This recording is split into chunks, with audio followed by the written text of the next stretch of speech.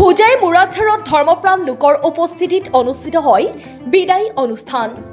শিক্ষক তথা ইমাম মৌলানা ফয়জুৰ ৰহমানক দিয়া হয় বিপুল সম্বৰ্ধনা। আজি আয়োজিত হয় বিদায়ী এই অনুষ্ঠান।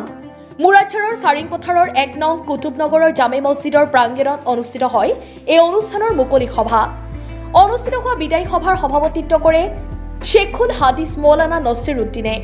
1990 চনত মছজিদত অংশগ্ৰহণ কৰি সুদীৰ্ঘ ৩৫ বছৰ ইমামতি কৰি আজি বিদায় লয় ইমাম মৌলানা ফয়জুৰ ৰহমানে। উক্ত অনুষ্ঠানত ইছলামিক চিন্তাবিদ মুফতি হমদ শিবপুৰী মৌলানা নাজিম উদ্দিনকে ধৰি ভালেমান অতিথি উপস্থিত থাকে।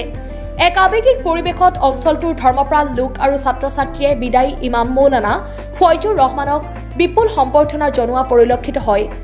বিদায়ী শিক্ষকগৰাকীক গামোচা, জাপি, ছাতি, কিতাপ, গ্ৰন্থ, কাপোৰ, পালং, আলমাৰী আদি উপহাৰ হিচাপে আগবঢ়োৱাৰ লগতে নগদ 1 লাখ টকা আগবঢ়াই বিদায় দিয়া হয়।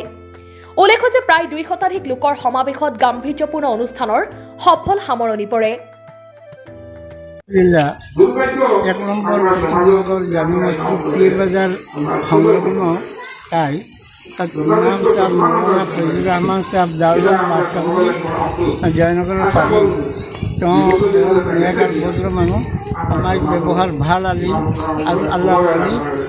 দীৰ্ঘ ৩৫ বছৰৰ পৰা ইয়াত ইমামতি কৰিছে। এতিয়া বেমাৰ হয় আৰু মৃত্যু হৈছে।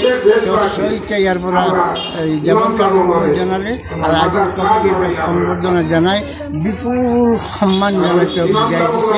সেইকাৰণে আমি আন্তৰিক অভিনন্দন কুতুবনগৰ ৰাখি দিছোঁ। আন যিবিলাক মছজিদ কমিটি সেইবিলাকক আপুনি কিবা আহ্বান জনাব নেকি? দেখা গৈছে এক অনন্য আৰু ব্যতিক্ৰম অনন্য এটা বিষয়। আমাৰ অঞ্চলৰ মছজিদৰ যিমান কমিটি আছে সেই সকলো জনাম যে আমি ইয়াৰ পৰা শিক্ষা ল'ব লাগে। এই 1 নম্বৰ কুতুবনগৰ জামে মছজিদৰ ইমাম সাহেব ৩৫ বছৰ আছে। আমিও আমাৰ ইমাম সাহেব সলনি কৰিবলৈ ল'ৰা ছোৱালী বিয়া হয়, মছজিদৰ পৰিৱেশ বেয়া হয়, আমিও আমাৰ ইমাম সাহেবসকলক বেছিদিন দেখাৰ চেষ্টা কৰোঁ। Bureau report, Sohana live.